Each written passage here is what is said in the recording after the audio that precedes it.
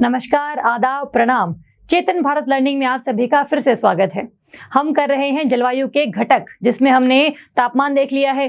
तापमान किस तरीके से अलग अलग होता है अलग अलग जगहों पर, चाहे हम किसी भी अक्षांश रेखा की बात कर लें, चाहे हम किसी ऊंचाई की बात कर लें।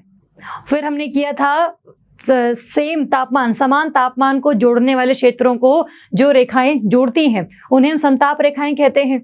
और इसको हमने देखा था कि अगर कोई भी महाद्वीप का हिस्सा है और उसके साथ महासागर लगता हुआ है, तो अगर कोई भी समताप रेखा महाद्वीप से महासागर की तरफ जाती है तो वो कैसे विक्षेपित होती है, और अगर उल्टा कि वो महाद्वीप से महासागर की तरफ जा रही है तो कैसे विक्षेपित हो रही है।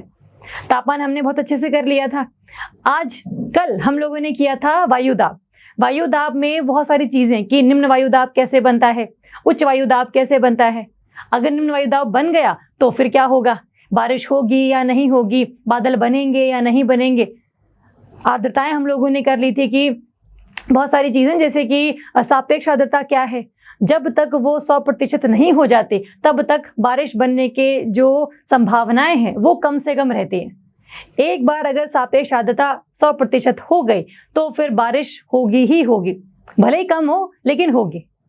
ठीक है, एक तो हमने ये किया था। और फिर हमने ये भी देखा था कि अगर धरती घूम नहीं रही होती, अगर धरती घूम नहीं रही होती तो धरती के ऊपर सिर्फ एक ही कोष्ठ बनता, एक ही सेल बनता। कहाँ से शुरू होकर, भूमध्य रेखा से शुरू होकर ध्रुवीय क्षेत्रों तक। तो एक साइड इस साइड, दूसरा इस साइड, तीसरा इस साइड और चौथा इस साइड, तो टोटल 4 सेल बन जाते। लेकिन सेम ही है ना सारे, भूमध्य रेखा से उत्तर ध्रुव हो चाहे भूमध्य रेखा से दक्षिण ध्रुव हो, है तो एक ही चीज, एक ही तरीके से बना हुआ है वो कोष्ठ है। लेकिन क्योंकि धरती घूम रही है, धरती घूम रही है, इसकी वजह से इस पर लगता है कोरियोलिस बल। हमने देखा था ये कि कोरियोलिस बल इसलिए लगता है क्योंकि धरती घूम रही है और इसके घूमने की जो गति है वो अलग अलग अक्षांश रेखाओं पर अलग अलग है। क्योंकि इसके पास घूमने के लिए 24 घंटे ही हैं, लेकिन भूमध्य रेखा की अक्षांश रेखा पर उसको ज्यादा दूरी तय करनी है और ध्रुवीय क्षेत्रों में उसको दूरी कम तय करनी है। इसीलिए समय बिल्कुल समान है सभी के लिए, लेकिन दूरी में जब डिफरेंस आएगा तो उस वजह से इसकी जो गति है वो भी अलग अलग हो जाएगी। एक तो ये हमने देखा था। दूसरा हमने देखा था कि कोई भी चीज अगर आप कहीं से फेंक रहे हैं, जाती वो सीधी ही है, वो सीधी जाती है, वो विक्षेपित नहीं होती। लेकिन क्योंकि जिसको कैच करवाना था, जिसने कैच किया था या जिसने कैच करवाना था, उन सभी ने अपनी जो स्थान है वो चेंज कर लिए हैं, क्योंकि उन दोनों के घूमने की जो गति है वो अलग अलग है। हमने देख लिया था कि कोई भी चीज आप सीधी फेंको तो वो या तो बाहिने हाथ की तरफ विक्षेपित हो जाएगी या फिर दाहिने हाथ की तरफ विक्षेपित हो जाएगी। तो इसका कारण क्या था? कारण था धरती का घूमना, और वो भी कैसे घूमना, अलग अलग गतियों के साथ घूमना। अगर हर जगह गति सेम होती, समान होती तो कोई दिक्कत नहीं थी हमें, लेकिन क्योंकि धरती को घूमना भी है, उसको अलग अलग गति से भी घूमना है, तो फिर कोरियोलिस बल भी लगेगा, हमारा सिलेबस भी बढ़ेगा। तो इसीलिए सिर्फ एक कोष्ठ ना बनकर टोटल अब 3 कोष्ठ बनेंगे, देखना जरा। ठीक है, तो अगर हम हल्का सा रिवाइज करें तो इसमें क्या है ना, हमने ये देखा था कि ये सारी जो हवाएं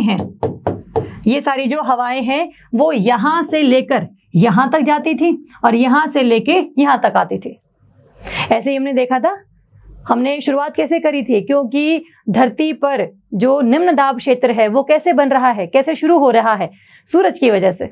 सूरज के तापमान बहुत ज्यादा है, किसी भी धरातल का तापमान अगर ज्यादा है तो उसके आसपास के जितना भी वायु है उसका भी तापमान ज्यादा होता है, और अगर वो ज्यादा होगा तो वो फैलेंगे, और अगर फैलेंगे तो वो क्या हो गए, थोड़े से हल्के हो गए, और हल्के होने की वजह से वो चले गए ऊपर की तरफ, और जहां पर क्षोभमंडल सीमा आ जाती है उसके ऊपर जो धूल के कण हैं, जलवाष्प हैं या फिर गैसें हैं वो नहीं जाते। क्यों? क्योंकि धरती का गुरुत्वाकर्षण बल लगता है वहां पर। तो ऐसे ही अगर हम देखें तो यहां से जब सारी वायु चली गई है तो यहाँ पर क्या रह गया है, निम्न दाब का क्षेत्र रह गया है, और ऊपर जब सारी हवा चली गई है तो वहां क्या बन गया था आपका, उच्च दाब का क्षेत्र। समान इसी तरीके से यहाँ पर तापमान में कमी थी, तापमान अगर कम था तो आसपास का वातावरण भी ठंडा हो गया, सारे जलवाष्प, सारे धूल के कण, सारी गैसें, ये सभी ठंडे हो गए, और अगर वो ठंडे हो गए तो वो नीचे की तरफ आना शुरू होंगे, क्योंकि कोई भी चीज जो ठंडी होती है वो सिकुड़ जाती है, और अगर वो सिकुड़ जाएगी तो वो भारी हो जाएगी, और भारी चीज हमेशा कहाँ जाती है? नीचे की तरफ। जो चीज हल्की होगी वो जाएगी हमेशा ऊपर की तरफ। तो जब सारी हवाएं नीचे की तरफ आ गई हैं तो यहाँ पर बन गया है उच्च दाब का क्षेत्र, और यहाँ जब सारी हवाएं नीचे आ गई हैं तो यहाँ रह गया है क्षोभमंडल सीमा में निम्न दाब का क्षेत्र। और हमने ये देखा था कि जो हवाएं हैं वो चलती हैं कहाँ से कहाँ तक? उच्च दाब क्षेत्र से लेकर निम्न दाब क्षेत्र तक।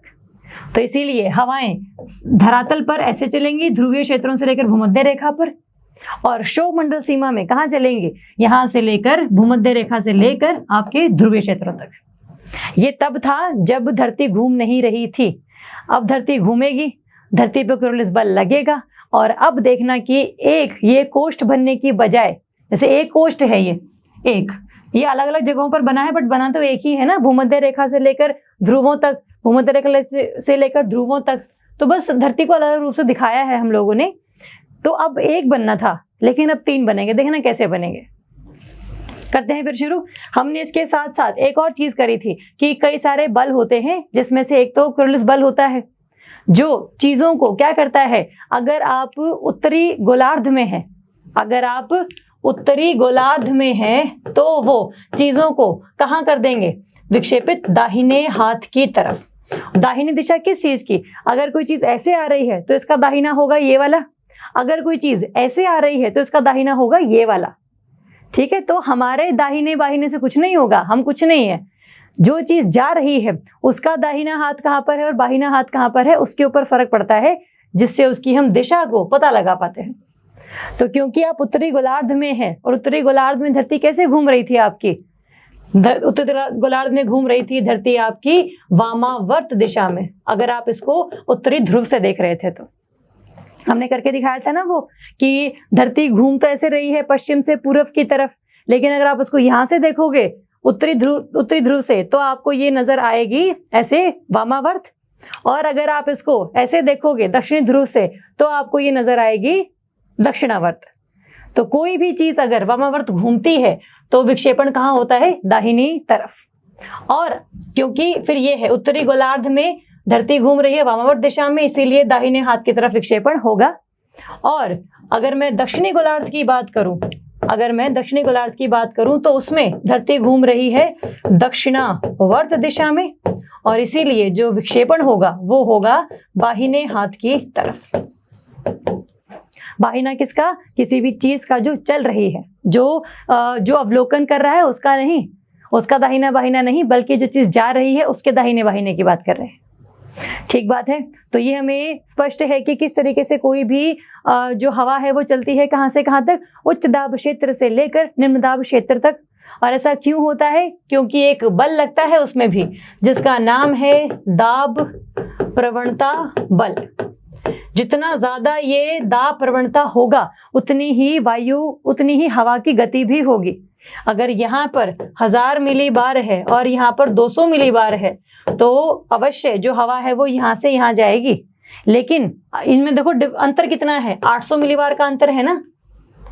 अगर ऐसा हो कि यहाँ पर 1500 मिलीबार है और यहाँ पर 100 मिलीबार है तो यहाँ पर कितना अंतर है? 1400 मिलीबार का। तो जितना ये ज्यादा अंतर होगा उतनी ही हवा की गति भी होगी। यहाँ से यहाँ हवा कम गति से जाएगी, किसकी कम गति के मुकाबले? इसकी गति के मुकाबले। यहाँ पर तो बहुत ही गति से जाएगी। तो जितना ज्यादा दाब प्रवणता होती है उतना ही मजबूत वो बल लगता है, उतनी ही फिर हवा की गति होती है। ठीक है, तो एक तो दाब प्रवणता बल हम लोगों ने देख लिया, दूसरा हम लोगों ने कोरोलिस बल देख लिया, और हमने ये भी देखा था कि जो कोरोलिस बल है वो आपके घर्षण बल से भी कहीं ना कहीं प्रभावित होता है। जैसे हमने घर्षण बल देखा था ना पिछली कक्षा में। घर्षण बल, देखो घर्षण बल क्या होता है कि जब कई सारे वायु के जो अणु हैं, जो गैस के अणु हैं, वो उपस्थित होते हैं, आपस में टकराते रहते हैं, और कोई भी चीज अगर आप फेंकोगे तो कहीं ना कहीं वो उसको जाने से रोकते हैं, क्योंकि वो ऐसे धक्का से मारते हैं कि आगे नहीं जाने देते। उसको हम कहते हैं घर्षण बल। तो घर्षण बल से होगा क्या? किसी भी चीज की जो गति है वो कम हो जाती है। अगर गति कम हो गई तो कोरोलिस बल भी कम लगेगा, क्योंकि कोरोलिस बल किसी भी चीज की गति के साथ बढ़ता है। गति ज्यादा, कोरोलिस बल ज्यादा, घर्षण बल ज्यादा, गति कम, इसलिए कोरोलिस बल भी कम। तो ये बहुत ना ऐसे आप कह लो कि इनडायरेक्ट है, डायरेक्ट नहीं है। मतलब क्या है इसका, घर्षण बल अगर ज्यादा है तो फिर उससे गति हो जाती है कम, और जब गति कम होती है, गति कम होने की वजह से जो कोरियोलिस बल होता है वो भी फिर कम लगता है।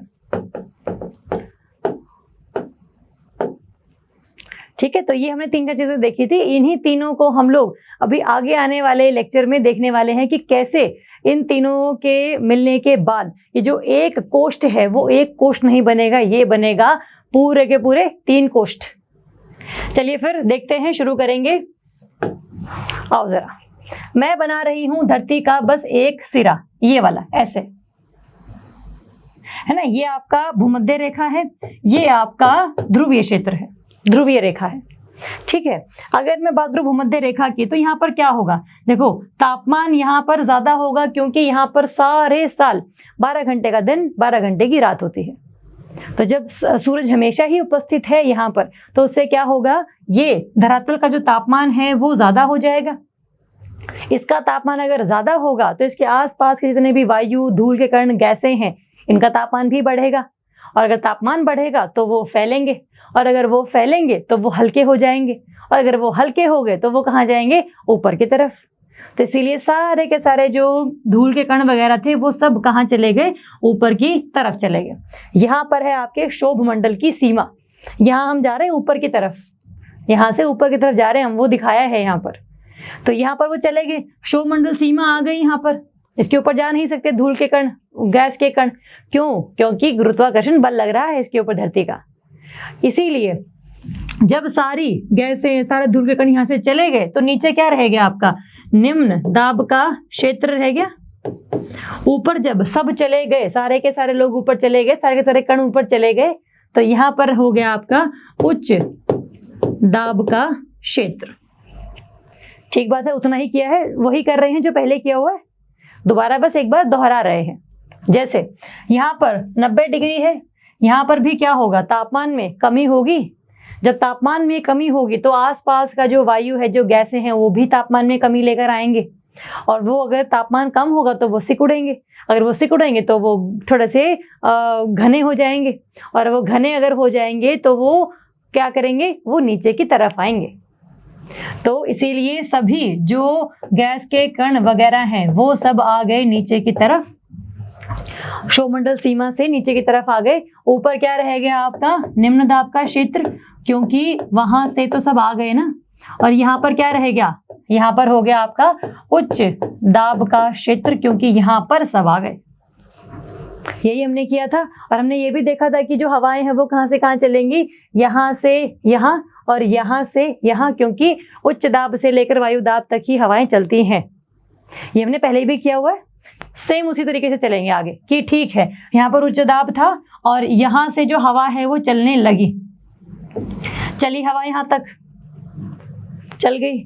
जब यहाँ से हवा चली तो क्या हुआ, धीरे धीरे जो हवा है वो ठंडी हो गई, क्योंकि जो और चल रही है और चल रही है और चल रही है, यहाँ पर हवा ठंडी हो गई, ठंडी भी हो गई। एक तो ये हो गया। दूसरा क्या है, यहाँ से उच्च दाब से लेकर निम्न दाब तक जाने के लिए तो लग रहा है दाब प्रवणता बल, जो भूमध्य रेखा पर नहीं लगता। हमने ये देखा था कोरियोलिस बल जो है आपका भूमध्य रेखा पर 0 है। जैसे जैसे आप अक्षांश रेखाओं में ऊपर जाते जाएंगे वैसे वैसे जो तीव्रता है कोरियोलिस बल की वो बढ़ती चली जाती है। तो वो क्या करेगी, चीजों को विक्षेपित करने की कोशिश करेगी। तो जैसे भूमध्य रेखा से हवा चली ऊपर की तरफ, वैसे ही क्या हुआ, कोरियोलिस बल लगना शुरू हो गया। देखो होगा क्या, ये चीज ऊपर जा रही थी ऐसे, यहाँ पर ये उच्च दाब का क्षेत्र था और यहाँ पर आपका निम्न दाब का क्षेत्र है, 90 डिग्री का है। हम इसको मान लेते हैं इस तरीके से, 1 मिनट, मैं इसको मान रही हूं कि ये है आपका उच्च दाब का क्षेत्र और ये है निम्न दाब का क्षेत्र। ये मैं बात कर रही हूं अपने ऊपरी वातावरण की, धरातल की बात नहीं हम कर रहे, क्योंकि ये सब कहाँ हो रहा है, क्षोभमंडल सीमा में ना, वातावरण में, वायुमंडल में। जो ये चीज थी, जो ये हवा थी, वो जा रही थी ऊपर की तरफ। ये ऊपर की तरफ क्यों जा रही थी, क्योंकि यहाँ पर क्या लग रहा था, दाब प्रवणता बल, जो चाह रही थी कि ये जो है सारी की सारी हवा वो चली जाए ऊपर की तरफ। ये है आपका दाब प्रवणता बल। लेकिन एक और लग रहा है कुर्लिस बल, जैसे ऊपर की तरफ की भूमध्य रेखा से, जो चाहती है कि पूरी की पूरी ये हो जाए यहाँ पर ऐसे विक्षेपित, पूरा का पूरा दाहिने हाथ की तरफ विक्षेपित हो जाए, इसकी कोशिश ये है। ये है आपका कोरियोलिस बल। जैसे ही वो और ऊपर की तरफ गई, है ना, ये आपका 0 डिग्री का है, ये आपका 90 डिग्री का है। थोड़ी सी वो और ऊपर गई, तो जब वो और ऊपर गई तो दोनों में क्या हुआ, दाब प्रवणता बल चाह रहा है कि ये ऊपर की तरफ चली जाए, लेकिन ये चाह रहा है 90 डिग्री पर लगेगा ये चाह रहा है कि ये पूरा का पूरा विक्षेपित हो जाए दाहिने हाथ की तरफ। फिर ये थोड़ा सा और ऊपर की तरफ गया, धीरे धीरे क्या हो रहा है, ये ऐसे आ गया। दाब प्रवणता बल चाहता है कि ये चला जाए ऊपर की तरफ, लेकिन कोरियोलिस बल चाहता है कि ये हो जाए पूरा का पूरा ऐसे। और एक समय ऐसा आएगा जब ये पूरी की पूरी जो हवा है वो ऐसे हो जाएगी, क्योंकि इस टाइम पर दाब प्रवणता बल और जो कोरियोलिस बल है उन दोनों ने अपने आप को कर लिया है बिल्कुल समान। तो ना तो हवा ऊपर जा पा रही है 90 डिग्री की तरफ, और ना ही हवा इस नीचे जा पा रही है, क्योंकि ऊपर से दाब प्रवणता बल लग रही है ना। तो धीरे धीरे करके ये सब हो रहा है। जनरली जाना कैसे चाहिए था इसको, आमतौर पे वो यहां से निकलती और ऊपर की तरफ चली जाती, चली गई ऊपर की तरफ। लेकिन वो तब था जब कोई भी कोरियोलिस बल नहीं लग रहा था। अगर दाब प्रवणता बल ना लगता तो वो यहां से जाना शुरू ही नहीं करती ऊपर तक। तो हम ये नहीं बोल सकते ना कि अगर मान लो कि ये बल ना होता तो फिर कोरियोलिस फोर्स क्या करता, कोरियोलिस बल क्या करता, कुछ भी नहीं करता, क्योंकि हवा चल ही नहीं रही है यहाँ से लेकर यहाँ तक। पहले हवा चलानी तो पड़ेगी ना विक्षेपित करने के लिए। जब विक्षेपण ही नहीं, जब हवा चल ही नहीं रही तब विक्षेपण किस चीज का होगा। तो जितना भी उच्च दाब क्षेत्र से लेकर निम्न दाब क्षेत्र तक हवा जा रही है वो कर दी जाती है विक्षेपित। और 30 डिग्री आते आते ऐसा होता है कि दाब प्रवणता बल और कोरियोलिस बल इन दोनों ने अपने आप को कर लिया है बिल्कुल समान। इसीलिए जो हवा है अब वो और कहीं नहीं जा पाती। ठीक है, तो वो जब और कहीं नहीं जा पाते तो वो सारी हवा इकट्ठी होती रहेगी ऊपर, होती रहेगी इकट्ठी ऊपर।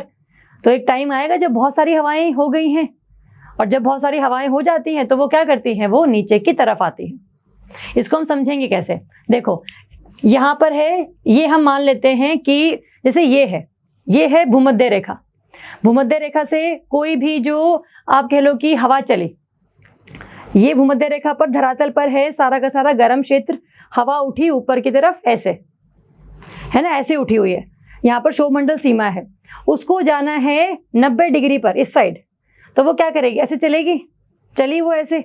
लेकिन क्योंकि दाब प्रवणता बल भी लग रही है और आपका कोरियोलिस बल भी लग रहा है, इसीलिए वो ऐसे सीधे जाने की बजाय धीरे धीरे धीरे धीरे धीरे धीरे ऐसी हो जाएगी, और 30 डिग्री आते आते वो ऐसी हो गई।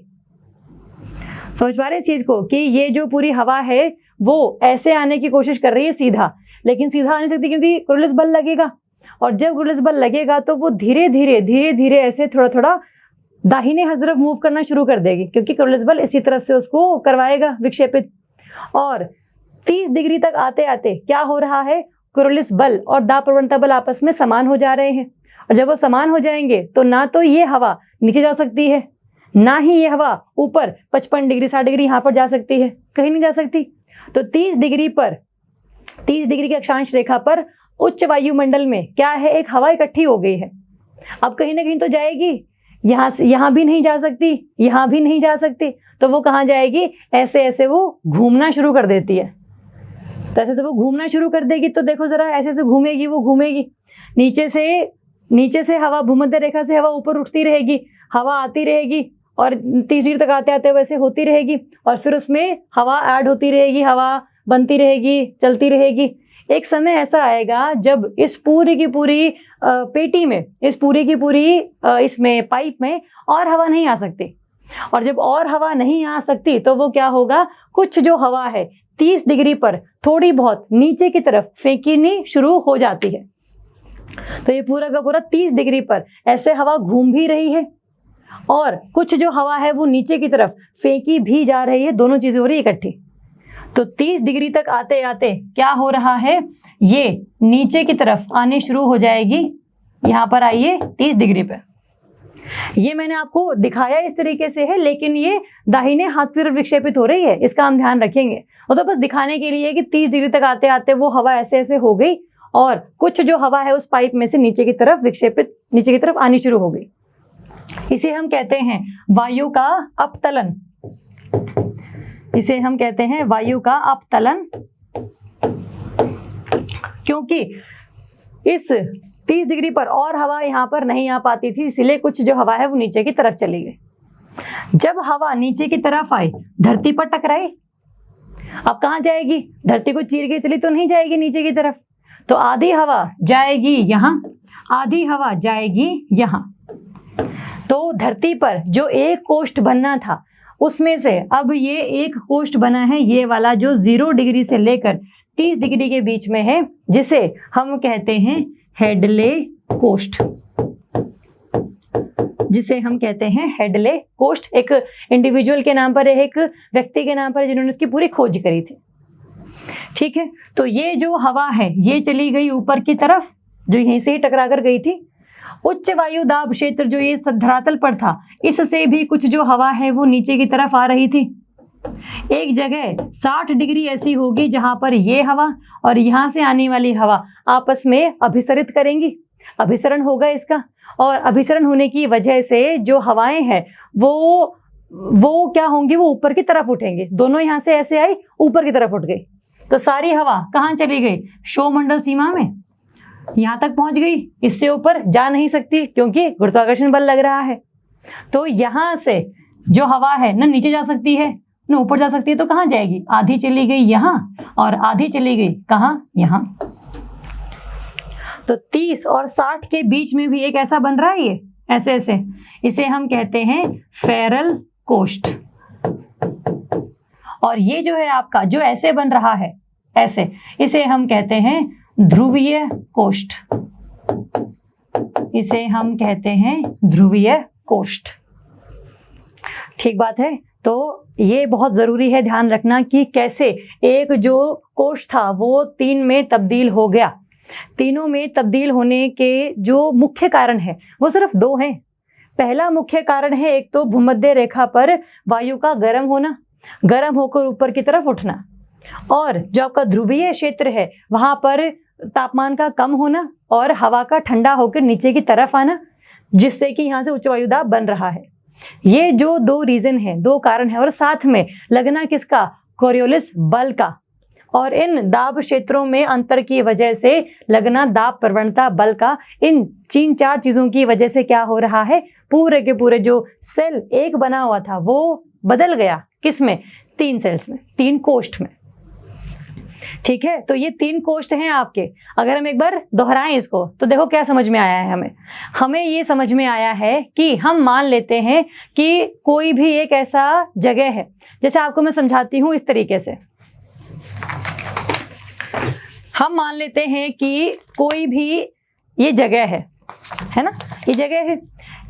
इस पूरी जगह से आप जा रहे हैं ऊपर की तरफ, ये आपका भूमध्य रेखा है, ये गए आप ऊपर की तरफ ध्रुवीय क्षेत्रों तक, यहाँ जा रहे हैं हम, धरती मान लेते हैं ऐसी है। ये पूरा का पूरा भूमध्य रेखा है, हमारा भूमध्य रेखा है। यहाँ पर धरातल पर क्या होगा? गर्म होगी हवा।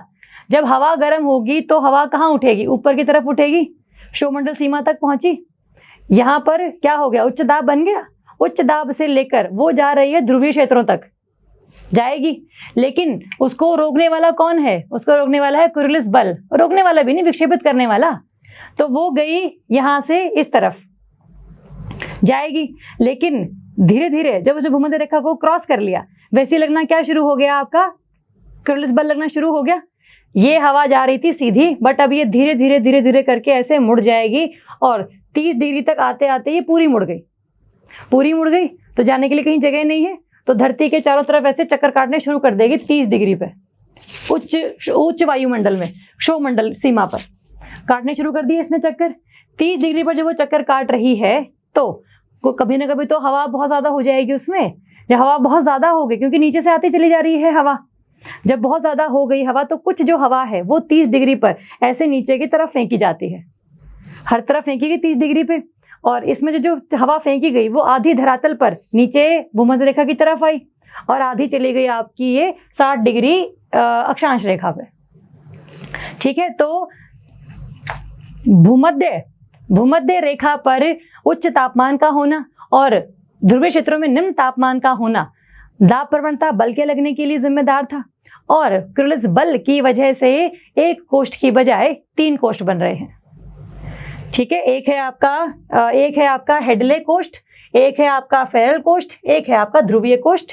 हेडले कोष्ठ है 0 डिग्री से 30 डिग्री, फेरल कोष्ठ है 30 डिग्री से 60 डिग्री, और ध्रुवीय कोष्ठ है 60 डिग्री से लेकर 90 डिग्री। ये 3 बने हैं। कारण क्या है वो हम लोगों ने देख लिए। ठीक बात है। अब चलिए लगाते हैं इनके दाब क्षेत्र कैसे कैसे हैं। देखिए, धरातल पर मार्क करेंगे और उच्च वायुमंडल में देखेंगे। धरातल पर भूमध्य रेखा पर निम्न दाब है, क्योंकि तापमान ज्यादा था तो ऊपर चलेगी सारी हवा, नीचे कुछ नहीं रहा, नीचे निम्न दाब रह गया। ऊपर जब सब चले गए तो ऊपर क्या रहेगा, उच्च दाब। तो धरातल पर निम्न दाब, ऊपर इसके उच्च दाब। ध्रुवीय क्षेत्रों में धरातल पर उच्च दाब और उसके ऊपर निम्न दाब। ठीक है, और ऊपर चलते हैं। ये हवा यहां से यहां जा रही है और ये हवा यहां से यहां आ रही है, ऐसे हमने बनाया है। ये जो ये वाला क्षेत्र है, हमने देखा था, जैसे हमने क्या देखा था पहले कि जहां पर भी निम्न दाब का क्षेत्र बनता है वहां पर क्या होता है कि क्षैतिज दिशा में तो हवाएं आती हैं, आपस में अभिसरण होता है उनका, और यहां से हवाएं जाती हैं दूर इस क्षेत्र से। अगर यहाँ पर निम्न दाब है ना, तो यहाँ से यहाँ पर धरातल पर तो हवाएं अभिसरण करेंगी और यहाँ से हवाएं कुछ जा रही होंगी, चली गई होंगी, तभी तो निम्न दाब बना है यहाँ पर। तो क्षैतिज रूप में ऐसे अभिसरण करना और इस जगह से हवा का चले जाना, नीचे या ऊपर कहीं भी चले जाना, ये किसका रूप था, निम्न दाब के क्षेत्र का रूप था। अगर मैं यहाँ पर देखूं, यहाँ पर 2 हवाओं का ऐसे अभिसरण हो रहा है और हवा यहाँ से दूर जा रही है इस क्षेत्र से, तो क्षोभ मंडल सीमा में यहाँ पर कौन सा क्षेत्र बनेगा आपका, क्या यहाँ पर निम्न दाब का क्षेत्र नहीं बनेगा। लेकिन ये निम्न दाब का क्षेत्र तापमान की वजह से नहीं बना है, ये बस बना है आपका किसी चीज की वजह से, जहां पर जो हवाएं हैं वो ऐसे घूम रही थी और घूमने की वजह से कुछ इसमें बहुत हवा अब आ नहीं सकती थी, तो सारी हवा कहाँ चली गई, नीचे की तरफ चली गई थोड़ी बहुत हवा। तो इसीलिए यहाँ पर बन गया था निम्न दाब का क्षेत्र, और जब हवा यहाँ चली गई सारी की सारी तो टकराई धरती से और यहाँ वहां चली गई। हमने ये भी देखा था कि जो उच्च वायु दाब का क्षेत्र है उसमें क्या होता है, ये उच्च वायु दाब का क्षेत्र है, यहाँ से हवाएं जाती हैं और ऊपर से हवाएं आती हैं। ऊर्ध्वाधर जो क्षेत्र है वहां से हवाएं इस जगह पर आती हैं और क्षैतिज क्षेत्र में क्षैतिज रूप से जो हवाएं हैं वो आप कह लीजिए कि अपसरित होती हैं, है ना।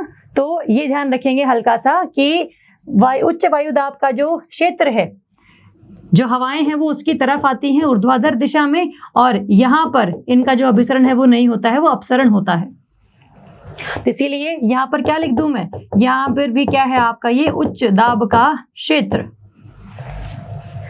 यहाँ पर देखो 2 हवाएं आपस में अभिसरण कर रही हैं। अभिसरण जब हो रहा है तो यहाँ पर धरातल पर कौन सा क्षेत्र होगा, निम्न दाब का क्षेत्र, और ऊपर जब सारी की सारी हवाएं चली गई हैं तो यहाँ पर क्या होगा, उच्च दाब का क्षेत्र, है ना। तो 0 डिग्री पर धरातल पर निम्न दाब, ऊपर उच्च दाब, तापमान इसका कारण था। 90 डिग्री पर धरातल पर उच्च दाब, ऊपर निम्न दाब, कारण क्या था आपका, तापमान का कम होना। यहाँ पर जो 30 डिग्री है उसके धरातल पर है उच्च दाब, क्योंकि यहाँ पर जो हवाएं हैं वो आई हैं और ऐसे चली गई हैं, दूर चली गई आपस में। तो ये तापमान की वजह से बना हुआ निम्न दाब का क्षेत्र या उच्च दाब का क्षेत्र नहीं है, ये बना है क्योंकि जो हवाएं थी उनके पास आने जाने के लिए जगह कहीं और बची नहीं थी, इसीलिए हवाएं या तो चली गई या हवाएं आ गई। तो ये बहुत आप कह लो कि फोर्सफुली बना है ना, फोर्सफुली बना है, मैकेनिकली बना है, मतलब इसके बनने का रीजन नहीं था कोई तापमान, लेकिन ये बन गया, तो ये मैकेनिकली और फोर्सफुली बना है। ठीक है, और उसके ऊपर क्या है, निम्न दाब का क्षेत्र, क्योंकि सारी जो हवाएं हैं वो नीचे की तरफ आ गई थी। 60 डिग्री पर यहाँ निम्न दाब है और ये आपका उच्च वायु दाब है उच्च वायुमंडल में। ठीक बात है। और ये सब क्यों हो रहा है, ये सब हो रहा है क्योंकि तापमान में ज्यादा यहाँ पर है, तापमान में कम यहाँ पर है, दाब प्रवणता बल लग रहा था और कोरियोलिस बल भी लग रहा था, इसीलिए एक कोष्ठ बनने की बजाय कितने बन गए, 3 कोष्ठ बन गए। ठीक है, तो और हमने जो धरातल पर उच्च वायुमंडल में जो दाब लिखे हैं वो आपको पता हो कि हमने क्यों बनाए हैं। ये 2 तो तापमान वाले हैं और ये जो 2 हैं ये फोर्सफुली बने हैं, ये बस बन गए हैं। और क्यों बने हैं, क्योंकि हमने ये देखा कि मैंने यहाँ पर निम्न दाब क्यों लिखा, क्योंकि मुझे पता है निम्न दाब क्षेत्र में जो हवाएं हैं क्षैतिज रूप से ऐसे अभिसरण करती हैं और ऊपर दिशा में ऊर्ध्वाधर में या तो यहाँ जाएंगी या वो यहाँ जाएंगी, वो तो निर्भर कर जाएगा, लेकिन क्षैतिज रूप से हवाएं ऐसे अभिसरण करेंगी, या तो ऊपर जाए नीचे जाए, वो बात अलग है ना।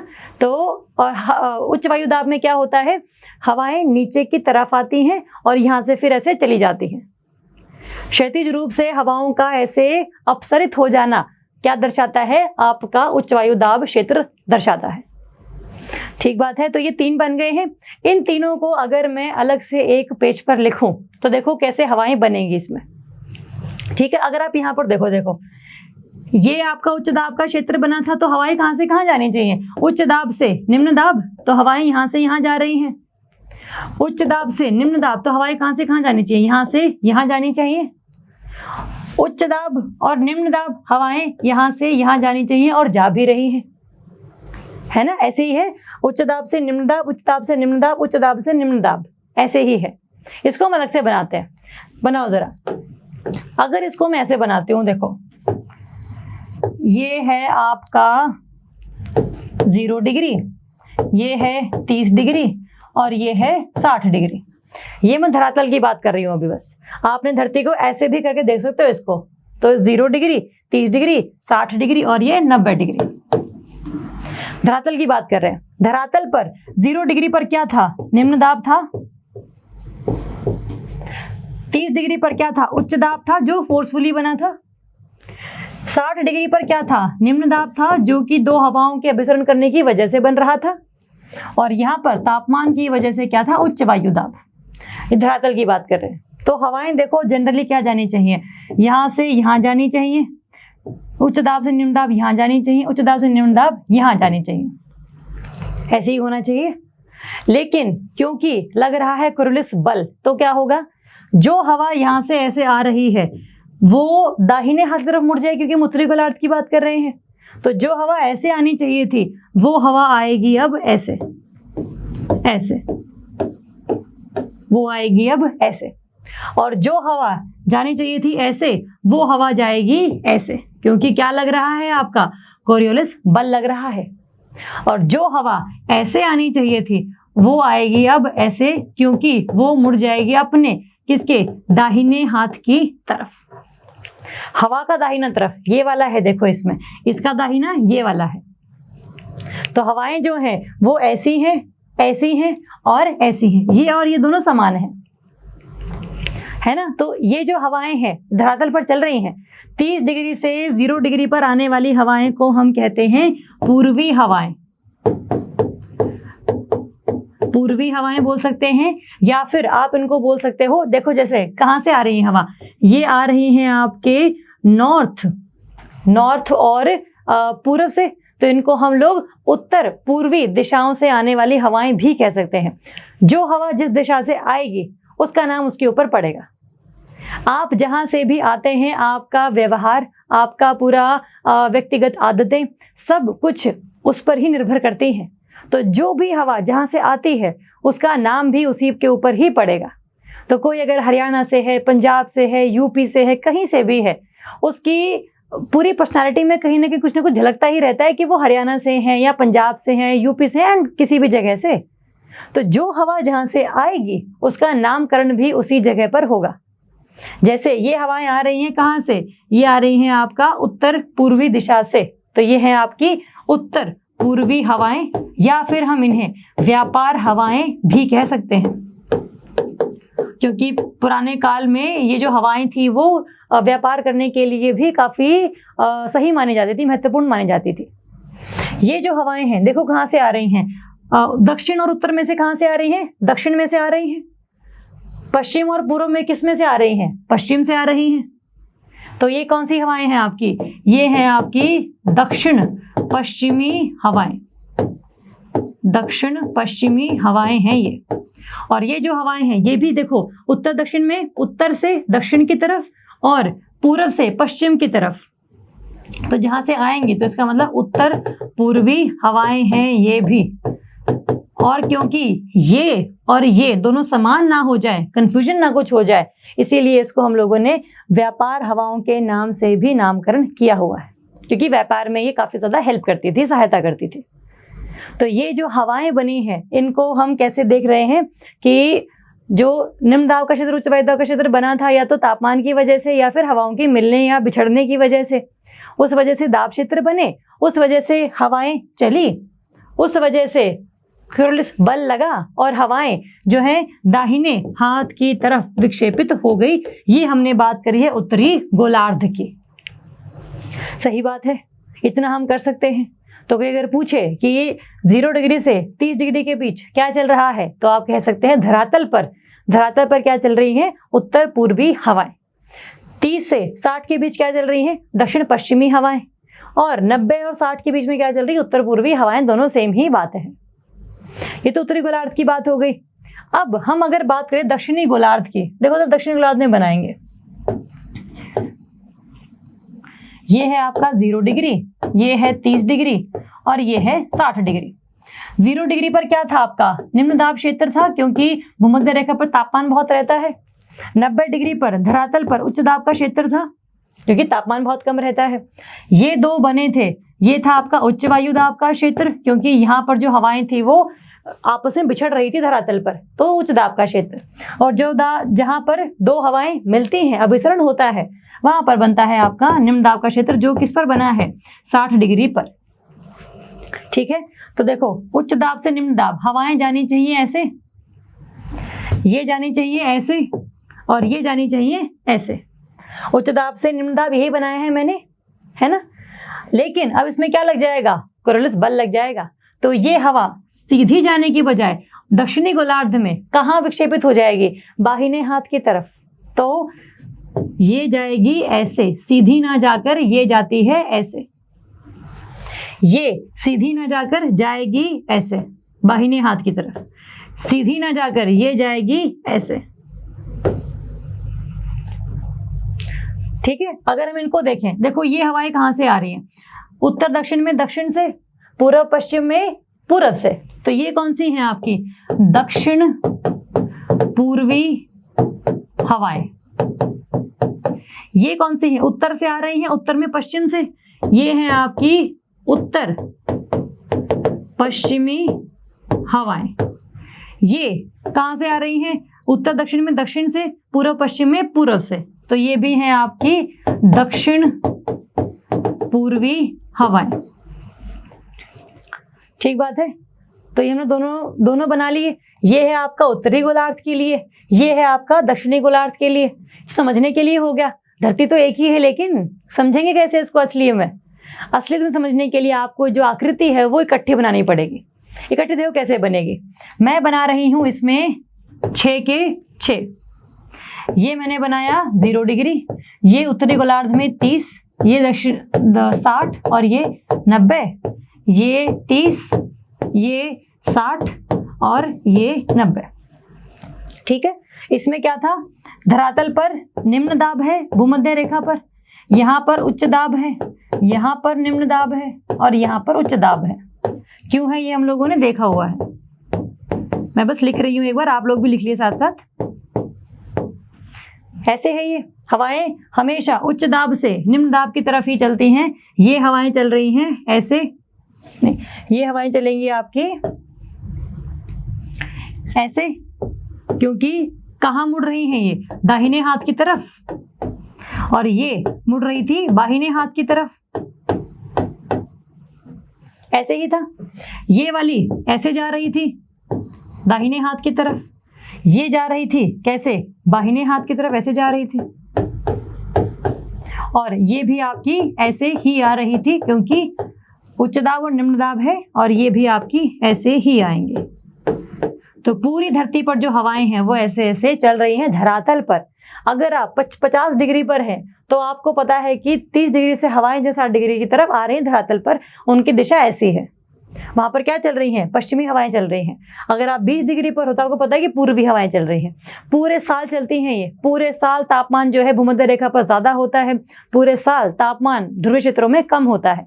और उन्हीं दोनों चीजों की वजह से और कोरोलिस बल होने की वजह से, ये जो 3 चीजें हैं, ये सबसे ज्यादा जिम्मेदार हैं किसके बनने के? इन तीनों तरीके के हवाओं के चलने के लिए। ठीक है, मौसम कभी कभी परिवर्तित होगा तो वो अलग बात है।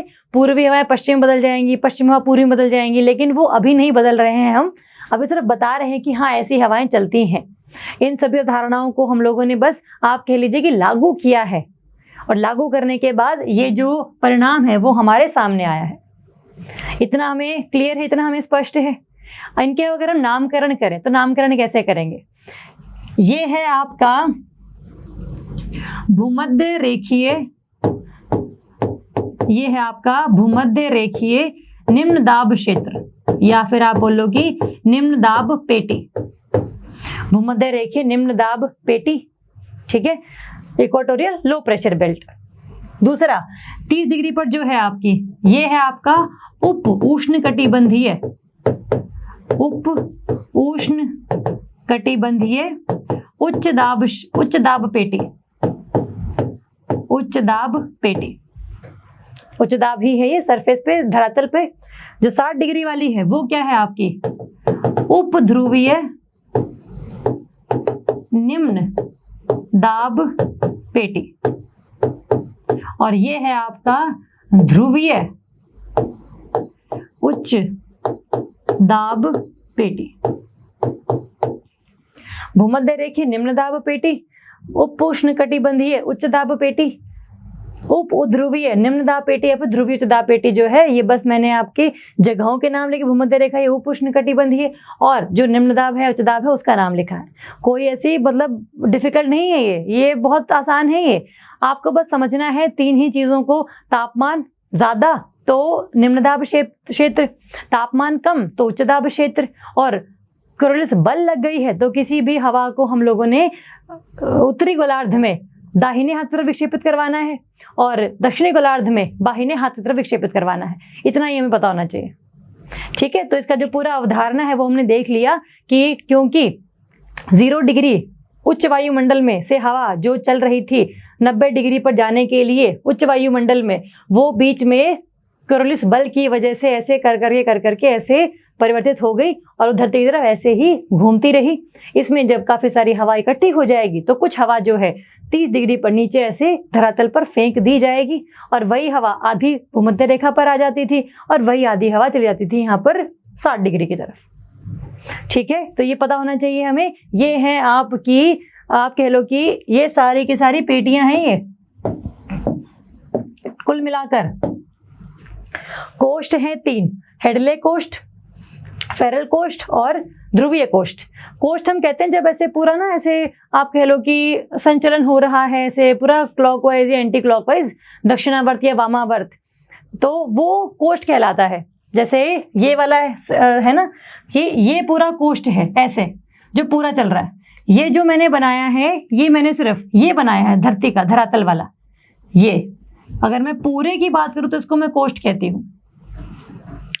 ठीक है, तो धरती पर हवाएं ऐसे चलती हैं, सारे साल चलती रहती हैं, क्योंकि सारा साल भूमध्य रेखा पर तापमान ज्यादा होगा, सारे साल ध्रुवीय क्षेत्रों में तापमान कम होगा। तो इसी चीज से सारी की सारी जो हवाएं हैं वो निर्भर करवाती हैं कि कौन सी हवा कहाँ चलेगी। अगर धरती नहीं घूम रही होती तो कोरोलिस बल ही नहीं लगता, और जब वो बल ही नहीं लगता तो फिर इतना सब झंझट ही नहीं होता। लेकिन फिर दिन रात भी तो नहीं बनते हमारे, एक जगह पर हमेशा दिन होता, एक जगह पर हमेशा रात होती, तो वो तो कोई खास बात नहीं है।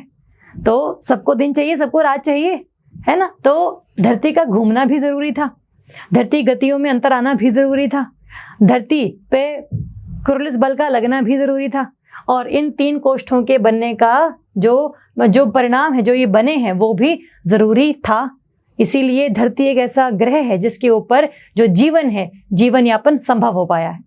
इतनी सारी इसमें आप कह लो विविधताएं हैं कि कोई भी आप कह लीजिए कि हवा तेज चल रही है, कम चल रही है, बारिश हो रही है, नहीं हो रही है, इन सब में बहुत सारी अंतर हैं और बहुत सारी विविधताओं की वजह से धरती पर हम लोग रह पाए हैं।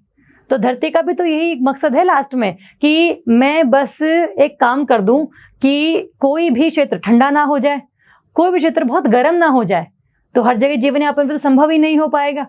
तो इसी को बैलेंस बना के रखने के लिए धरती ने इतने सारे चीज़ों का इजाद किया है कि कोई भी क्षेत्र बहुत गर्म ना रह जाए, कोई क्षेत्र बहुत ठंडा ना रह जाए।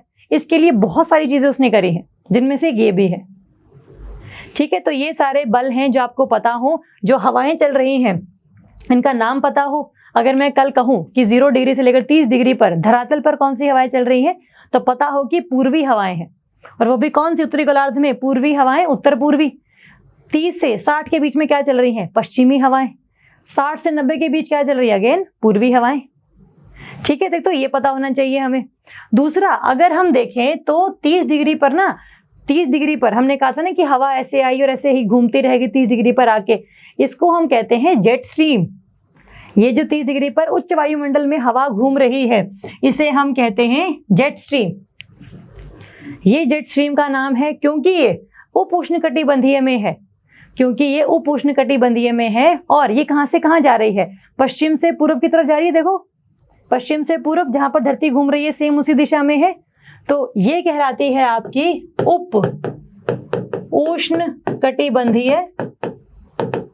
उपोष्णकटिबंधीय पश्चिमी जेट स्ट्रीम। उपोष्णकटिबंधीय पश्चिमी जेट स्ट्रीम, सब ट्रॉपिकल वेस्टर्ली जेट स्ट्रीम। ठीक है, तो ये पता हो हमें थोड़ा सा कि ये जो जेट स्ट्रीम है वो चल रही है 30 डिग्री के ऊपर हवा में, धरातल पर नहीं, हवा में ऐसे ऐसे घूम रही है। घूमती रहेगी, बन गई बस। क्यों बनी थी? क्योंकि दाब प्रवणता बल और कोरियोलिस बल ने अपने आप को बैलेंस कर लिया था। कब? 30 डिग्री तक आते आते। ठीक बात है, इतना हमें स्पष्ट है। अब एक चीज और बतानी बस मुझे। एक और चीज है कि यहाँ देखो, ये जो 0 डिग्री का आपका भूमध्य रेखीय निम्न दाब पेटी है, क्या यहाँ पर आपको नहीं लग रहा कि जो 2 व्यापार पवनें हैं, जो पूर्वी हवाएं हैं, आपस में कहीं ना कहीं मिल रही हैं ना? तो इसे हम क्या कहते हैं? इस जगह को हम क्या कहते हैं? 0 डिग्री वाले को, इसे हम कहते हैं अंतर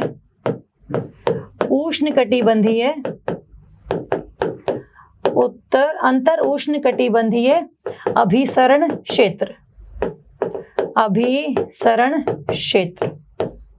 क्योंकि यहाँ पर जो 2 उष्णकटिबंधीय हवाएं जो चल रही हैं पूर्वी, इन दोनों का मिलन हो रहा है, इसीलिए इसे हम क्या और कह सकते हैं? अंतर उष्णकटिबंधीय अभिसरण क्षेत्र। अभिसरण क्यों? क्योंकि यहाँ पर 2 पूर्वी हैं, आपस में हवाएं आपस में ऐसे मर्ज कर रही है, अभिसरण कर रही है। ठीक है, तो इसे एक तो हम ये कह सकते हैं। और जब यहाँ पर काफी सारी हवाएं जैसे आ रही हैं, आते आते क्या होगी? गर्म हो रही हैं वो, क्योंकि भूमध्य रेखा तक पहुंच रही हैं। और जब वो ऊपर की तरफ पहुंच रही हैं, तो जैसे मैं ये मानती हूँ कि ये मैं दक्षिण से लेकर आ रही हूँ, मैं उत्तर से लेकर आ रही हूँ। उत्तर से हवाएं या दक्षिण से हवाएं आई, भूमध्य रेखा आते आते गर्म हो गई तो वो कहाँ चली गई? ऊपर की तरफ चली गई। ऐसे आई, भूमध्य रेखा आने से पहले ही गर्म होगी, ऊपर की तरफ चली गई। तो जब ये ऊपर की तरफ चली गई, तो जो बीच का क्षेत्र है, यहाँ तो कोई हवा नहीं बची है ना। जैसे ही हवा आई वैसे ही हवा ऊपर की तरफ चली गई, जैसे ही हवा आई ऊपर की तरफ चली गई।